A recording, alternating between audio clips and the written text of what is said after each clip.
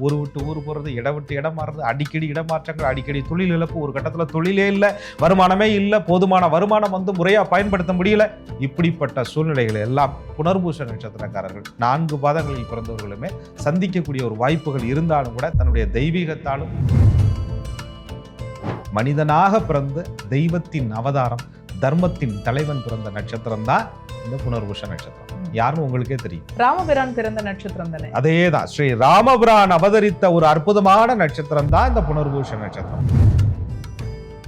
சுய ஜாதகத்தின் அடிப்படையில், தாராபலன் அடிப்படையில் தனக்கு செல்வம் தரக்கூடிய நட்சத்திரமும், தனக்கு யோகம் தரக்கூடிய நட்சத்திரத்தையும், தனக்கு வதை தரக்கூடிய நட்சத்திரத்தையும், தனக்கு விபத்து தரக்கூடிய நட்சத்திரத்தையும் தவிர்த்து விட்டு சாதக நட்சத்திரங்களை பயன்படுத்தினால் புனர்பூச நட்சத்திரக்காரர்கள் தெய்வீக அம்சத்தை பெறுவது, தொழிலில் சிறந்து விளங்குவது, தொழிலில் கொடிகட்டி பரப்புவது என்பது உறுதி.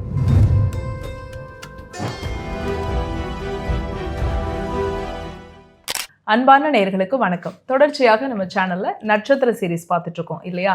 இந்த எபிசோட்ல புனர்பூசம் நட்சத்திரம், இந்த நட்சத்திரத்துல பிறந்தவங்களுடைய குணாதிசயங்கள், இவர்களுடைய பிறப்பின் ரகசியம் தெரிஞ்சுக்க போறோம். புலிப்பாணி சித்தர் வழி ஜோதிடர் திரு கோகுலக்கண்ணன் இவருடைய கணிப்புல புனர்பூச நட்சத்திரத்துல பிறந்தவங்களுடைய குணாதிசயங்கள் மற்றும் பிறப்பின் ரகசியம் தெரிஞ்சுக்கலாமா? வாங்க. வணக்கம் சார். வணக்கம். குரு வாழ்க, குருவே துணை. ஒவ்வொரு நட்சத்திரத்துக்கும் ஒவ்வொரு சிறப்புகள் நம்ம தொடர்ச்சியா சொல்லிட்டு இருக்கோம். புனர்பூசம் நட்சத்திரத்தினுடைய சிறப்புகளை சொல்லுங்க. நிச்சயமா. அது பேர்லயே பாருங்களேன், புனர்பூசம் ஒரு பூரணமான ஒரு அற்புதமான ஒரு நட்சத்திரம். இது ஒவ்வொரு நட்சத்திரத்துக்கும் 4 பாதங்கள்னு நம்ம கொடுக்கப்பட்டிருக்கு ஞானிகளால. அதுல மிதுன ராசியில 1, 2, 3 பாதங்கள் புதன் பகவான் வீட்டில் இருக்கக்கூடிய குருவினுடைய ஒரு அற்புதமான நட்சத்திரமும், 4வது பாதம் அப்படின்னு சொல்லக்கூடியது குரு பகவான் உச்சம் பெறக்கூடிய கடக ராசியில் இருக்கக்கூடிய புனர்பூச நட்சத்திரம் 4வது பாதமாக சந்திர பகவானுடைய வீட்டில் இருக்கக்கூடிய ஒரு அற்புதமான நட்சத்திரம்.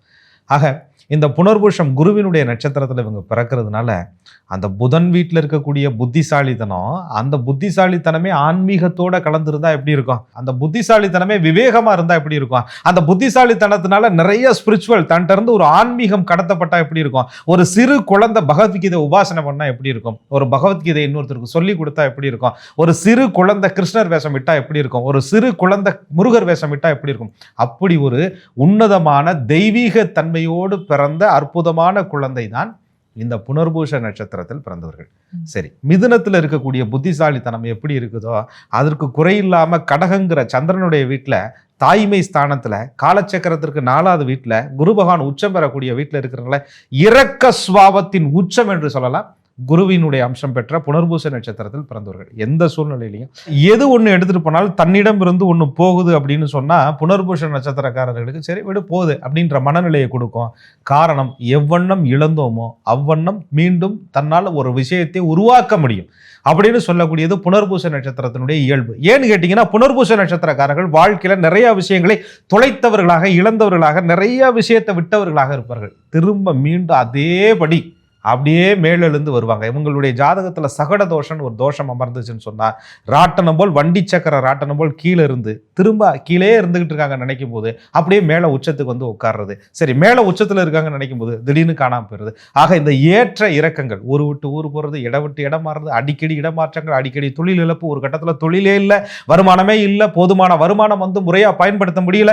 இப்படிப்பட்ட சூழ்நிலைகள் எல்லாம் புனர்பூச நட்சத்திரக்காரர்கள் 4 பாதங்களில் பிறந்தவர்களுமே சந்திக்கக்கூடிய ஒரு வாய்ப்புகள் இருந்தாலும் கூட தன்னுடைய தெய்வீகத்தாலும், தன்னுடைய தனித்திறமையாலும், தன்னுடைய ஆன்மீகத்தாலும், தன்னுடைய இரக்க சுபாவத்தாலும், தன்னுடைய அன்பு கருணையாலும், தன்னுடைய நுணுக்கமான நுண்ணறிவுகளாலும் தனக்கான பிரச்சனைகளை தானே சமாளித்து கொண்டு யாருக்குமே பாரம் இல்லாமல் வாழக்கூடியவர்கள் தான் புனர்பூச நட்சத்திரத்தில் பிறந்த 4 பாதங்களுக்கும் சொந்தக்காரர்கள். சரி சார், ஒவ்வொரு பாதத்திற்கும் குணாதிசயங்கள் மாறுமா? நிச்சயம் மாறும் இல்லையா? ஏன்னா 3 பாதங்கிறது புதனுடைய வீட்டில் மிதுனத்தில் இருக்கக்கூடியதா இருக்கு. அதற்கு ஒரு குணாதிசயங்கள் இருக்கும். சந்திர பகவானுடைய வீட்டில் 4வது பாதம் இருப்பது ஒரு குணாதிசயமா இருக்கும். இந்த பாதத்தை பொறுத்து நவாம்ச நிலை அதுல மாறுபடும் இல்லையா? அந்த மாறுபடுறதை பொறுத்து இவர்களுடைய குணம் என்பது மாறிக்கிட்டே இருக்கும். எப்பயுமே புதுமை விரும்பிகள், புதுசாக ஒரு விஷயத்த உருவாக்குறது. உன்னை இழந்துட்டோன்னு சொன்னால் எல்லாரும் ஃபீல் பண்ணுவாங்கல்ல, நம்ம கையை விட்டு போயிருச்சு அப்படிம்பாங்கல்ல. இவங்கள்ட்ட கையை விட்டு ஒரு விஷயம் போகுது, இவங்க உன்னை இழந்துட்டாங்கன்னா தான் 100 மடங்கு உத்வேகமாக இழந்ததை திரும்ப பெறணும் அப்படிங்கிற ஒரு சிந்தனை, அதுக்கான நுட்பம், அதுக்கான அறிவாற்றல் எல்லா நட்சத்திரங்களை விட இந்த புனர்பூச நட்சத்திரம் குரு பகவானுடைய 3 நட்சத்திரங்கள்ல முதன்மையான நட்சத்திரமாக, புனர்பூசம் விஷாகம் புரட்டாது இருந்தாலும் முதன்மையான நட்சத்திரம் காலச்சக்கரத்திற்கு 4வது வீட்டில் தாய்மை ராசியில் இருக்கிறதுனால இழப்பு ஒன்று எங்களுக்கு புதுசு இல்லையா, நிறைய இழந்துட்டோம், மீண்டும் எங்களால் உருவாக்க முடியுங்கிற ஒரு நம்பிக்கை எப்பயுமே புனர்பூச நட்சத்திரக்காரர்களுக்கு கூடவே பிறந்தது தெய்வத்தினுடைய அருளால இவர்களுக்கு கிடைக்கப்பட்டது. சார், ஒவ்வொரு நட்சத்திரத்திலையும் தெய்வம் மகான் வந்து அவதரிச்சிருப்பாங்க. இந்த புனர்பூச நட்சத்திரத்துல அவதரித்த தெய்வம் சொல்லுங்க. அரசை இழந்த போதும், நாடு நகரத்தை எல்லாம் விட்டு காடு சென்ற போதும், சோதனைகள் பல வந்த போதும், தன் மனைவியினுடைய ஒரு பிரிவு ஏற்பட்ட போதும், தர்மத்தின் வழி நின்று 14 ஆண்டுகள் வனவாசம் புரிந்த மனிதனாக பிறந்த தெய்வத்தின் அவதாரம், தர்மத்தின் தலைவன் பிறந்த நட்சத்திரம் தான் இந்த புனர்பூச நட்சத்திரம். யாருன்னு உங்களுக்கே தெரியும். ராமபிரான் பிறந்த நட்சத்திரம் தானே? அதேதான். ஸ்ரீ ராமபிரான் அவதரித்த ஒரு அற்புதமான நட்சத்திரம் தான் இந்த புனர்பூச நட்சத்திரம். அதனால அந்த ராமனை போன்று புனர்பூச நட்சத்திரக்காரர்களுக்கு பொய் பேச தெரியாது, ஏமாத்த தெரியாது, அவசர புத்தி இருக்காது, பொறுமை இருக்கும், காத்திருப்போம். தனக்கானது கிடைக்க வேண்டியது கிடைக்கும், கிடைக்கலனாலும் பரவாயில்ல, நமக்கு உண்டானது கிடைக்கும்னு சொல்லிட்டு ஒரு மனித வடிவில் கூட ஒரு தெய்வத்தன்மையோடு, ஏகாந்த மனசோடு, பெருந்தன்மையோடு, குழந்தைகளை நேசிப்பவர்களாக, குழந்தையை அன்போடு பராமரிப்பவர்களாக, அவங்களால முடியலனால ஏதோ அவங்களால முடிஞ்ச உதவிகளை செஞ்சுட்டு ஒதுங்கி நின்றுட்டு தொந்தரவு இல்லாம எந்த குழந்தையும் அடிக்காதவர்களாக, அன்போடு பேசுபவர்களாக, அக்கறையோடு இருப்பவர்களாக இவர்கள் இருப்பதற்கு ஒரே காரணமே அந்த தெய்வத்தின் அருள் பெற்ற நட்சத்திரம் என்று சொல்லக்கூடிய புனர்பூச நட்சத்திரத்தில் இவர்கள் பிறந்ததுனால. ஆனாலும் கூட தெய்வ அருள் பெற்ற அந்த புனர்பூச நட்சத்திரத்தில் பிறந்த ராமபுரான் எவ்வளவு சோதனைகளை சந்திச்சார். அது மாதிரி நாங்கள் சோதனைகளை சந்திப்போமாயா அப்படின்னு புனர்பூச நட்சத்திரக்காரர்கள் வேதனைப்படுவது நியாயம்தான். என்ன காரணம் அப்படின்னு கேட்டீங்கன்னா, சில நட்சத்திரங்களுக்கு சில சாபம் பெற்ற நட்சத்திரம் அப்படின்னு சொல்றாங்க.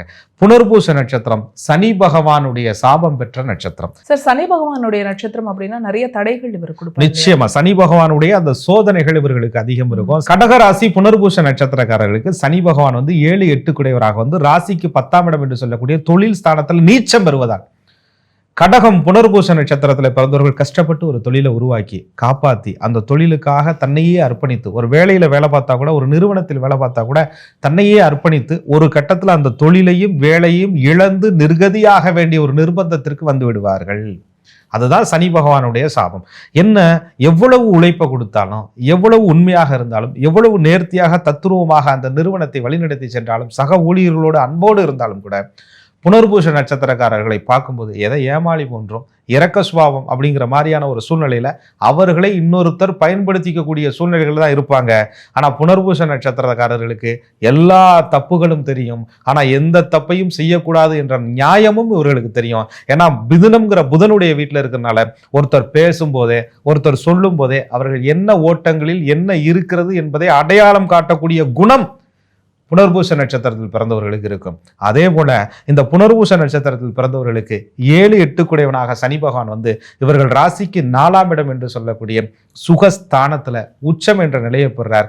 ராசிக்கு பாவி வந்து 4ல் உச்சம் பெறக்கூடாது, லக்னத்திற்கு யோகராக இருந்து 4ல் உச்சம் பெறான். ராசிக்கு பாவி 7-8 குடையவராக சனி பகவான் வரும்போது 7ஆம் இடங்கிறது களத்திரம், 8ஆம் இடங்கிறது அவமானம். கடகம் புனர்பூச நட்சத்திரத்திலே பிறந்தவர்கள் தன்னுடைய களத்திர வாழ்க்கையாலும் தன்னுடைய மன வாழ்க்கையாலும் ஏதேனும் ஒரு காலகட்டத்திலே நல்ல பாண்டிங் இருந்தாலும் கூட ஒரு விதமான மன கஷ்டத்திற்கு ஆளாவார்கள். அந்த கடகம் புனர்பூச நட்சத்திரத்தில் பிறந்தவர்கள் மனைவியினுடைய ஜீவனத்திலே சாப்பிட வேண்டிய நிர்பந்தத்திற்கு வந்துவிட்டோமோ என்ற மன அழுத்தத்திற்கு ஆட்பட்டு மீண்டும் எவ்வண்ணம் தன்னுடைய தொழிலையும் தன்னுடைய கௌரவத்தையும் இழந்தார்களோ அவ்வண்ணம் வாழ்க்கையினுடைய உச்சத்தை இவர்கள் பின்னாளில் வரக்கூடிய தசாபலன்கள் அடிப்படையில் அனுபவித்து அந்த உச்சத்தை தொட்டே தீர்வார்கள். தசாபலன்கள் இவர்களை வழி நடத்தும் போது அந்த உச்சம் என்பது புனர்பூச நட்சத்திரக்காரர்களுக்கு பூரணமாக கிடைக்கும். அந்த புனர்பூச நட்சத்திரத்துல பிறந்தவங்களுக்கு இந்த திருமண வாழ்க்கை ஒரு சில பிரச்சனைகள் இருக்கும் அப்படின்னு சொல்லியிருந்தீங்க. எந்த தசாபுத்தியில பிரச்சனைகள் இருக்கும், அதே மாதிரி எந்த தசாபுத்தி வந்து இவர்களை வந்து கோடீஸ்வரர்களாக? நிச்சயமா நீங்க கேட்ட மாதிரி அந்த திருமண வயதுல வரக்கூடிய தசா என்னன்னு பார்க்கணும். இவங்க வந்து புனர்பூச நட்சத்திரத்துல பிறகுறாங்க அப்படின்னு சொன்னா 4வது பாதம்னா ஒரு 4 வருஷத்துக்குள்ளதான் அந்த குரு பகவானுடைய தசை இருக்கும். 3வது பாதம்னா அது கொஞ்சம் கூட்டிக்கங்க, 2வது பாதம்னா அதை விட அதிகப்படுத்திக்கங்க, 1வது பாதம்னா அதை விட அதிகப்படுத்திக்கங்க. உங்க சுய ஜாதகத்துல ராசி நவாம்ச கட்டத்திற்கு கீழாக குரு பகவானுடைய தசா இருப்பு வருடம்னு கொடுத்துருக்கோம். அதுல குரு மகாதசை 16க்கு தாயினுடைய கர்ப்பச்சல் நீக்கிய இருப்பு வருடம் ஒரு 10 வருஷம் ஒரு 2 மாசம் அப்படின்னு கொடுத்துருக்கோம். 3 நாள் கொடுத்துருக்கோம். உங்க பிறந்த தேதியோட அதை கூட்டிக்கணும். இதன் அடிப்படையில திருமண வயதுல நீங்க சனி பகவானுடைய திசைகள் இருப்பீர்கள். நான் ஏற்கனவே என்ன சொல்லியிருக்கோம், புனர்பூச நட்சத்திரம் சனி பகவானுடைய சாபம் பெற்ற நட்சத்திரம். அந்த நேரத்துல சனி திசை வரும்போது ஒரு தெய்வீக தன்மைக்கு ஒரு சோதனை வருது. ஒரு ராமபுரானுக்கு ஒரு சோதனை வந்தது போல் புனர்பூச நட்சத்திரத்தில் பிறந்து ராமனாகவே வாழ்ந்து கொண்டிருக்கக்கூடிய இந்த நட்சத்திரக்காரர்களுக்கு பெண்களுக்கு ஒரு சோதனையான காலம்னு சொல்லலாம் அந்த சனி பகவானுடைய தசாகாலம். அந்த காலகட்டங்களில் திருமண வாழ்க்கை முடிவுகளை ரொம்ப சரியா எடுக்கலை அப்படின்னு சொன்னா வாழ்க்கை முழுவதுமே இவருடைய பயணம் என்பது ரொம்ப வருத்தப்படுற மாதிரியும் நம்ம தப்பான ஒரு முடிவு எடுத்துட்டோம்னு சொல்ற மாதிரியும் இருக்கும். அதுக்கப்புறம் சம்பாதிக்கக்கூடிய வயதுல பார்த்தோம்னு சொன்னா புதன் மகா திசை இவர்களுக்கு வரும்.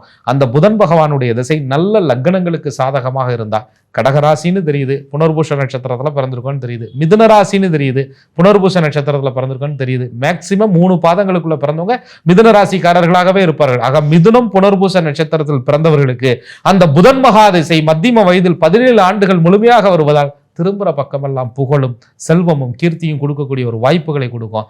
இதை கூட நான் தசாபுத்தி பலன்கள்ல ஒவ்வொரு தசையும் என்ன பண்ணுதுங்கிறத பார்ட் வீடியோல தெளிவா பார்த்துடலாம். நிச்சயமா பார்க்கலாம்.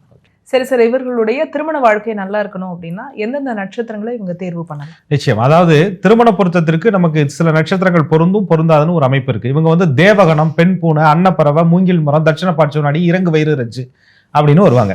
அப்ப இதன் அடிப்படையில நம்ம பொருத்தம் எடுத்துக்கணும். இவங்களுக்கு பொருந்தக்கூடிய மிருகங்கள் இப்போ உதாரணமா வந்து புனர்பூச நட்சத்திரத்தில் பிறந்தவர்களுக்கு புனர்பூசமே பொருந்தாது, ஏக நட்சத்திரமா வந்துடும். விசாக நட்சத்திரம் பொருந்தாது, பூரட்டாதி நட்சத்திரம் பொருந்தாது. இது பூனை அப்படிங்கிறதுனால எலி பொருந்தாது. மக நட்சத்திரம், பூர நட்சத்திரம் இவர்களுக்கு பொருந்தாது. இப்படிதான் கணக்கு எடுத்துக்கிறோம். அப்புறம் பெண் நட்சத்திரத்துல இருந்து ஆண் நட்சத்திரம் எத்தனாவது நட்சத்திரமாக வருதுன்னு பார்த்து தினம், கணம், மகேந்திரம், ஸ்திரீ திருக்கம், ராசி, ராசி அதிபதி, யோனி, ரஜ்ஜு, வேதை, நாடி, மரம் அப்படி பிரித்து தசாசந்திகள் பார்த்து லக்னத்திற்கு அடிப்படையில் இவர்களுக்கு யோகாதிபதி எங்க இருக்கிறாங்க, அவங்களுடைய தசை கரெக்டா நடக்குமா, அல்லது ஆயுள் காரகன் வலுவா இருக்கிறாரா, அட்டமஸ்தானம் நல்லா இருக்கா, அட்டமஸ்தானத்திற்கு மற்றொரு அட்டமாதிபதி 3ஆம் அதிபதி நல்லா இருக்கிறாரா, லக்னாதிபதிக்கு வீடு கொடுத்தவர் நல்லா இருக்கிறாருன்னு பார்த்ததுக்கு அப்புறம் தான் இந்த நட்சத்திரக்காரர்கள் திருமண பொருத்தத்தில் பூரணமான ஒரு முடிவுக்கு வர முடியும். ஸோ நாங்கள் யதார்த்தமாகவே திருமணம் நடந்துருச்சு சார், இதெல்லாம் பார்க்கறதுக்கு வாய்ப்பே இல்லை, அப்படி பார்த்தும் கூட நல்லா இல்லை அப்படின்னு சொல்றது பார்த்தீங்கன்னு சொன்னால் அவங்களுக்கு நடக்கக்கூடிய அந்த திசையில வந்து பர்டிகுலரா ஒரு வயசுல கேது திசையை புனர்பூஷ நட்சத்திரத்தில் பிறந்தவர்கள் சந்திக்கிறாங்க. அந்த கேது திசை 7 வருஷங்கிறது என்ன செய்ய போதுங்கிறத புதன் திசையில உங்களுக்கு 17 ஆண்டுகள்ல கடைசி 7 வருஷமே உங்களுக்கு இண்டிகேட் பண்ணும். அதுல கொஞ்சம் சுதாரிக்காம விட்டுட்டோம்னு சொன்னா கேது திசையில ரொம்ப ஒரு மாதிரியான பிரச்சனைகளை இவர்கள் சந்திக்க வேண்டியது வரும். அதனால இந்த திருமண விஷயத்தை பார்க்கும்போது பின்னாளில் வரக்கூடிய கேது திசைக்கு தகுந்த மாதிரியான பெண் ஜாதகம், ஆண் ஜாதகத்தில் அந்த தருணத்துல என்ன திசை வரப்போகுதுங்கிறத பார்த்து கணக்கு போட்டு எடுத்துக்கிட்டா வாழ்க்கை என்பது கணக்காக இருக்கும். சரி சார், இவர்களுக்கு பறவை அன்னம்னு சொன்னீங்க, பஞ்சபட்சி சாஸ்திரத்துல இது மாறுமா? நிச்சயமா மாறும். அதாவது நட்சத்திரத்தின் அடிப்படையில் சொல்லப்பட்ட பறவை தான் அன்னப்பறவை. இதே பஞ்சபட்சி சாஸ்திரங்கிறது 5 தொழில்களை சொல்றாங்க. ஊன், நடை, அரசு, சாவு, துயில்னு சொல்றாங்க.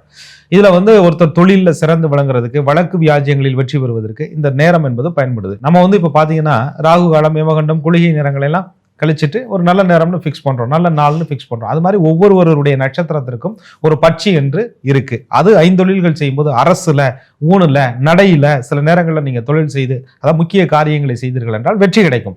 சாவு துயில நீங்க செய்யக்கூடிய தொடங்கக்கூடிய காரியங்கள் உங்களுக்கு தடையாகவே இருக்கும். ஒரு தொழில் கூட அந்த சாவு நேரத்தில் நீங்க ஆரம்பிச்சிட்டீங்க அப்படின்னு சொன்னா அந்த சாவுங்கிறது என்ன அர்த்தம்னா அந்த தொழில் மந்தமாக இருக்கு, தேக்கமாக இருக்குது அப்படின்னு அர்த்தம். சில வழக்குகள் தீரவே இல்லை, அது வந்து அரசு நேரத்தில் நீங்க தொடங்கும் பொழுது ஒரு ஃபைலை மாற்றி கொடுக்கும்போது உங்களுக்கு நிச்சயமான நல்ல நன்மைகள் கிடைக்கும்னு சொல்லப்பட்டிருக்கு.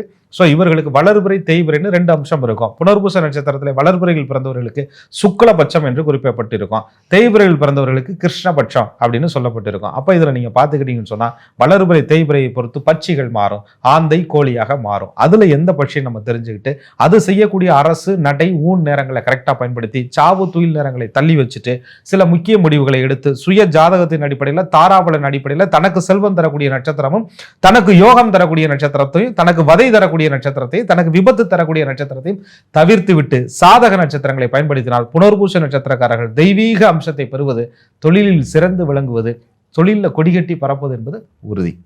சரி சார், புனர்பூச நட்சத்திரத்துல பிறந்தவங்க எந்தெந்த துறைகளை தேர்ந்தெடுக்கிறாங்க, எந்த தொழில் அமையும்? நிதித்துறை அல்லது நீதித்துறை அப்படின்னு சொல்லக்கூடியது புனர்பூச நட்சத்திரம். பேங்க், வங்கி, பத்திரப்பதிவு இது எல்லாமே பார்த்தீங்கன்னா அந்த புனர்பூச நட்சத்திரத்தில் பிறந்தவர்களாக இருப்பாங்க. அதே மாதிரி வந்து நிறைய புதிய கண்டுபிடிப்புகள், மருத்துவம் கூட புனர்பூச நட்சத்திரத்தில் பிறந்தவங்களா. ஜட்ஜஸ், நீதிபதிகள், நீதி அரசர்களை உருவாக்குவது, வக்கீல்களை உருவாக்குவது புனர்பூச நட்சத்திரத்தில் பிறந்தவர்களாக இருப்பார்கள். ஆசிரியர்கள், ப்ரொஃபஸர், வெளிநாட்டில் போய் நம்மளை வந்து புகழ் பெறுவது இதெல்லாம் பார்த்தீங்கன்னா புனர்பூச நட்சத்திரத்தில் பிறந்தவர்களாக இருப்பார்கள். கோவில் அர்ச்சகர்கள், கோவில் சம்பந்தப்பட்ட பொருட்கள், கோவிலுக்கு சம்பந்தப்பட்ட தெய்வீக சிலைகள் விற்பவர்கள் இதெல்லாம் பார்த்தீங்கன்னா புனர்பூச நட்சத்திரத்தில் பிறந்தவர்களாக இருப்பார்கள். தெய்வீக படைப்புகளை உருவாக்கக்கூடியவர்களாக புனர்பூச நட்சத்திரத்தில் பிறந்தவர்கள் இருப்பாங்க. இவங்க வந்து குருவினுடைய அம்சம் பெற்றிருக்கிறதுனால ஆசிரியர் தொழிலும் உபதேச தொழிலும் ஒன்றை கடத்துவதும் ஒன்றை கற்றுக் கொடுப்பதும் ஒன்றை தெய்வீக கலைகளை பரப்புவதும் இந்த நட்சத்திரத்தினுடைய சிறப்பு. புனர்பூச நட்சத்திரத்துல பிறந்தவங்களுக்கு இந்த ஆரோக்கியம் பத்தி சொல்லுங்க சார். நிச்சயமா. அதாவது பாருங்களேன், கடகராசி புனர்பூச நட்சத்திரம், மிதுன ராசி புனர்பூச நட்சத்திரம், மூணையும் பிரிச்சுக்கோங்க. மிதுன ராசி புனர்பூச நட்சத்திரம்னா 6ஆம் அதிபதியா செவ்வாய் வருவார். ஏன்னா 6ஆம் இடம் தானே ருணரோக சத்துருஸ்தானத்தை சொல்லுது. கடகராசி புனர்பூச நட்சத்திரம்னா 6ஆம் அதிபதியா குரு வருவார். நட்சத்திராதிபதியே ரோகாதிபதியா வருவார். ஆனா அவருக்கு 9 கூடிய பாக்கிய அந்தஸ்து இருக்கிறதுனால பாக்கியத்தை தான் கொடுப்பாரு. பெரும்பான்மையான வழக்குகள் வம்புகள் கொடுத்தாலும் ஜெயிச்சிருவாங்க. மிதுன ராசிக்கு புனர்பூச நட்சத்திரத்தில் அமரும் போது 6ஆம் அதிபதி செவ்வாயா வர்றதுனால செவ்வாய் சம்பந்தப்பட்ட ரத்தம் சம்பந்தப்பட்ட பிரச்சனைகள்லாம் இவர்களுக்கு அதிகம் வரக்கூடிய வாய்ப்புகள் இருக்கு. காரணம் உடல் பருமன் ஏற்படுவது, உடல் பருமனை கண்ட்ரோல் பண்றேன்னு சொல்லி சில பிரச்சனைகளை சந்திக்கிறது, ஃபைனல் கார்டு பிரச்சனை உருவாகிறது. கேது திசை நடக்கும்போது இவர்களுக்கு உடம்பில் ஏற்பட்ட சில உபாதைகள், முறையற்ற மருத்துவம், அதாவது கேது திசை முறையான வைத்தியத்தையும் கொடுக்கும், சில ஒவ்வாத மருந்துகளை லாங் டைம் எடுக்கிறதுனால பின் விளைவுகளை ஏற்படுத்துவதும், கேதுல இவர்களுக்கு ஏற்பட்ட அந்த பாதிப்பு பின்னாடி வரக்கூடிய சுக்கிர திசை சூரிய திசைகளை அப்படியே பிரதிபலிக்கும். அந்த மாதிரியா இவர்களுக்கு சில வியாதி அம்சங்களை கொடுக்கக்கூடிய வாய்ப்புகள் இருக்கு. அது என்ன மாதிரியான நோய் ஏற்படும், அதற்கு தீர்வு என்ன அப்படிங்கிறத நான் தசாபலன்களை சொல்லும்போது சொல்றேன். ஆனா இப்போ பொதுவா பார்க்கும்போது இவங்க வந்து ரொம்ப நீதி, நியாயம், நேர்மை, பொறுமையா இருக்காங்க, தெய்வீக அம்சம் கொண்டவங்க அப்படின்னும் போது இப்போ இருக்கக்கூடிய மிஷினரி லைஃப்ல இந்த மாதிரியான ஒரு கேரக்டர் வந்து நமக்கு இருக்கு அப்படின்னா இயல்பான இந்த வாழ்க்கையை வந்து வாழ்றதுல கொஞ்சம் சவாலா இருக்கும். சமுதாயத்துல இவங்களை வந்து எப்படி அணுகுறாங்க, அதே மாதிரி குடும்பத்துல இதனால ஏதாவது பிரச்சனைகள் இருக்கும்? நிச்சயமா. குடும்பம்ங்கிறது நம்ம என்ன நினைக்கிறோம், குழந்தைகள், அவங்களுடைய எதிர்காலம், அதெல்லாம் தானே ஒரு குடும்பம்ங்கிறது. புனர்பூஷம் என்பது குருவினுடைய அம்சம். குருனா பெருந்தனம், பெரும் புகழ். அதே போல பெரிய வசதி படைத்தவர்கள் கூட குழந்தை இல்லாமல் இருப்பாங்க. இந்த குருவை வச்சு தான் நாங்கள் அதை சொல்கிறோம். அப்போ குரு பகவானுடைய அம்சம் நல்லா இருக்கும்போது நல்ல குழந்தைகள் இவர்களுக்கு பிறப்பார்கள். இவங்க வந்து பாவ கணக்கை சேர்த்து வைக்கக்கூடாது, புண்ணிய கணக்கை சேர்த்து வைக்கணும். நான் என்ன பாவம் செய்தனோ இப்பிறவியில் சில துன்பங்களை அனுபவிச்சுட்டேன் அப்படின்னு சொல்லி கேது திசையிலே இவர்களுக்கு ஒரு ஞானம் வந்துவிடும். அந்த ஞானம் வந்ததுனால மட்டும் இல்லாம அந்த பிறக்கும் போதே குருவினுடைய அருள் இவர்களுக்கு இருந்து அந்த குருவோட ஞானத்தோட பிறக்கிறதுனால, தெய்வீக அருளோட பிறக்கிறதுனால ஒவ்வொரு பாவ கணக்குக்கும் பதில் சொல்லி ஆக வேண்டுங்கிற சிந்தனை ஆள் மனசுக்குள்ள வர்றதுனால, மன்னிக்கும் குணமும் பெருந்தன்மையும் இவர்களிடத்துல இருப்பதனால, இவர்கள் சேர்த்த புண்ணியம் இவர்களுக்கு வாரிசுக்கு வந்து சேருங்கிற நம்பிக்கை இருப்பதனால புனர்பூச நட்சத்திரத்திலே பிறந்தவர்கள் தப்பு பண்ணுவதில்லை, தப்பு பண்ணுவதற்கு துணிவதில்லை, தப்பு செய்பவர்களை ஊக்குவிப்பதே கிடையாது. ராமபிரான் மாதிரி தெய்வ அம்சம் கொண்ட இந்த புனர்பூச நட்சத்திரத்தினுடைய குணாதிசயங்கள் சொன்னீங்க. இவர்களுடைய பிறப்பின் ரகசியம் வந்து ரொம்ப அருமையா சொன்னீங்க. இன்னும் முழுமையா நம்ம வந்து தசாபுத்தி பலன்களை இதை பத்தி பேசலாம் சார். மிக்க நன்றி. நன்றி. குரு வாழ்க, குருவே துணை. என்ன நேயர்களே, புனர்பூச நட்சத்திரத்துல பிறந்த நீங்க உங்களுடைய குணாதிசயங்கள் மற்றும் இந்த பிறப்போட ரகசியம் என்ன அப்படின்னு கேட்டு தெரிஞ்சுட்டு இருந்திருப்பீங்க. இன்னும் முழுமையா வந்து தசாபுத்தி பலன்கள்ல நம்ம வந்து பார்ட் 2 வீடியோல பார்க்க போறோம். அதே மாதிரி நிறைய இந்த நட்சத்திர சீரீஸ்ல நிறைய நட்சத்திரங்களை பத்தி நம்ம இன்னும் டீட்டெயில்டா பேசிட்டே இருக்கோம். டெய்லி நிறைய ஜோதிடம் சார்ந்த விஷயங்கள்லாம் நம்ம சேனல்ல அப்லோட் பண்ணிட்டே இருக்கோம். இதெல்லாம் உங்களுடைய யூடியூப் டைம்லைன்ல ஆட்டோமேட்டிக்கா நோட்டிபிகேஷன்ல வரணும் அப்படின்னா நீங்க செய்ய வேண்டியது ஆஸ்ட்ராலஜர் கோகுலகண்ணன் சேனல்ல உடனடியாக சப்ஸ்கிரைப் பண்ணி வச்சுக்கோங்க. பக்கத்தில் இருக்கக்கூடிய பெல் ஐக்கானை கிளிக் பண்ணி வச்சுக்கோங்க. அதே மாதிரி சார் சொன்ன இந்த கேரக்டரிஸ்டிக்ஸ்லாம் உங்களுடைய வாழ்க்கையோட பொருந்தி போகுது, உங்களோட பொருந்தி போகுது அப்படின்னா என்னென்ன கேரக்டர்லாம் பொருந்தி போகுது, அதே மாதிரி நீங்கள் மனசில் நினச்சிட்டு இருக்கக்கூடிய விஷயங்கள் எல்லாமே நீங்கள் கீழே கமெண்ட்ல பதிவிடுங்க. ஒவ்வொரு கமெண்ட்டையும் நாங்கள் ஒவ்வொரு நாளும் பார்த்துட்டு தான் இருக்கோம். அதற்கான பதில்களை இந்த மாதிரியான வீடியோ மூலியமா நாங்கள் முடிஞ்ச அளவில் நாங்கள் வந்து பகிர்ந்துட்டே இருக்கோம். தொடர்ந்து உங்களுடைய ஆதரவு கொடுத்துக்கிட்டே இருங்க. அதே மாதிரி இந்த வீடியோவை நீங்கள் பார்த்ததுக்கு மிக்க நன்றி.